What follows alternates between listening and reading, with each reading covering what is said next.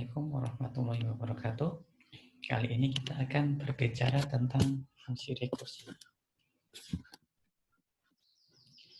Rekursi adalah suatu fungsi atau fungsi yang dapat memanggil dirinya sendiri. Atau dapat dikatakan bahwa suatu fungsi itu memiliki kemampuan untuk memanggil dirinya sendiri. Ini adalah contoh dari hasil rekursi. Image ini menunjukkan struktur rekursi.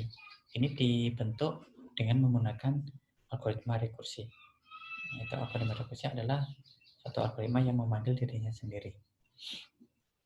Ada dua ciri dalam rekursi, yaitu ada kasus penyetop. Dalam kasus ini, kasus penyetop adalah suatu nilai konstan atau dapat dikatakan sebagai suatu rekursif tadi harus menuju ke suatu nilai konstan sebagai pembatas atau penyetop.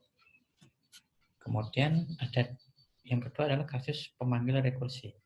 Dalam kasus ini terdapat pemanggilan fungsi itu sendiri, tetapi dengan syarat bahwa fungsi itu harus mengarah kepada kasus penyetop, supaya dia akan berhenti pada suatu kasus tertentu atau suatu ketika sudah menuju ke suatu nilai konstan tersebut. Kalau suatu fungsi tidak mengarah kepada kasus penyetop, maka fungsi itu tidak akan pernah berhenti untuk memanggil dirinya sendiri. Ini contoh dari suatu kasus rekursi, yaitu fungsi faktorial, di mana fungsi faktorial n faktorial sama dengan n dikali n min 1 dikali n min 2 hingga 1. Atau dapat ditulis sebagai berikut. N faktorial sama dengan n dikali n min 1 faktorial. Perhatikan di sini ada n faktorial dan n min 1 faktorial. Di mana n faktorial ini fungsi faktorial dan n min 1 faktorial ini juga suatu fungsi faktorial. Artinya fungsi faktorial ini dipanggil oleh fungsi faktorial ini. Perhatikan bahwa ini dua-duanya adalah suatu fungsi faktorial. Suatu fungsi yang memanggil dirinya sendiri. Nah, namun fungsi ini akan menuju ke suatu titik konstan tertentu, di mana apa? Nilai faktorial itu akan bernilai 1 jika n itu sama dengan 1 atau n sama dengan 0. Sehingga dalam hal ini kita bisa menganalisis bahwa kasus penyetop kita adalah n sama dengan 0 atau n sama dengan 1. Yaitu ketika pada saat n sama dengan 0 atau n sama dengan 1, maka fungsi faktorial itu bernilai konstan 1. Yang ini kasus penyetop. Sedangkan kasus rekursifnya adalah tadi faktorial n sama dengan n dikali faktorial n min 1. Implementasi pada kode Python. Definisi adalah faktorial n. Di sini adalah if n sama dengan 0, ini sebagai kasus penyetop. Dalam kasus ini saya menggunakan 1 saja. Boleh menggunakan n sama dengan 0 atau n sama dengan 1, atau kita bisa menggunakan dua-duanya. Anda bisa mencoba kombinasi-kombinasinya tersebut. Yang jelas, berdasarkan dari analisa di atas bahwa ini merupakan salah satu kasus penyetop. Jika n sama dengan 0, maka tadi memberikan pengembalian nilai sama dengan 1.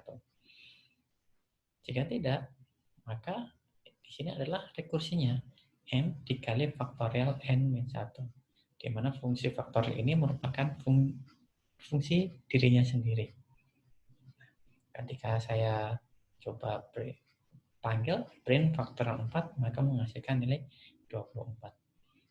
Fungsi rekursif ini memiliki mekanisme yang cukup power dalam pemrograman. Namun, kadang tidak terlalu efektif dan sering menyebabkan kesalahan. Yaitu kesalahan paling umum adalah rekursi yang tak terbatas. Ketika rantai panggilan fungsi tidak pernah berakhir.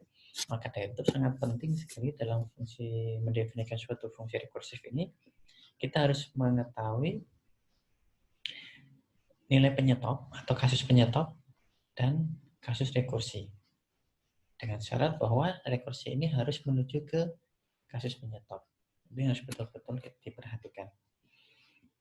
Nah, penyebab rekursi tak terbatas. Yang pertama, kondisi berhenti salah. Misalkan dalam program penghitungan faktorial kita lupa memberi tanda centang jika n sama dengan 0, maka faktorial 0 akan memanggil faktorial min 1 yang akan memanggil faktorial min 2 dan seterusnya. Pemanggilan rekursif dengan parameter yang salah. Misalkan jika fungsi faktorial n memanggil fungsi faktorial n, kami juga akan memperoleh rantai pemanggil yang terbatas. Padahal harusnya fungsi faktorial n itu memanggil fungsi faktorial n min 1. Karena itu, ketika mengkode fungsi rekursif, pertama-tama harus diperhatikan bahwa ia akan mencapai kondisi berhenti untuk memikirkan mengapa rekursif Anda akan berakhir. Atau kapan rekursif itu akan berakhir. Yaitu menuju ke kasus penyetop. Perhatikan. Iterasi seringkali kita dihadapkan pada suatu perulangan. Karena rekursi ini hampir mirip seperti perulangan.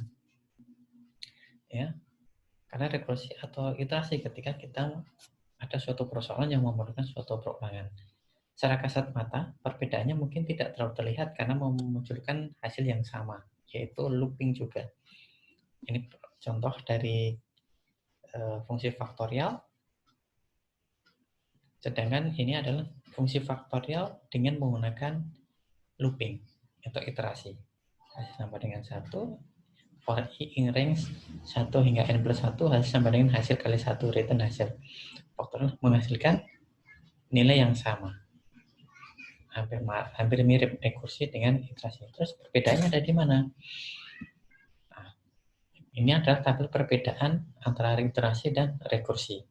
Iterasi, perintah iterasi merupakan proses perulangan atau loop based, berdasarkan dari loop.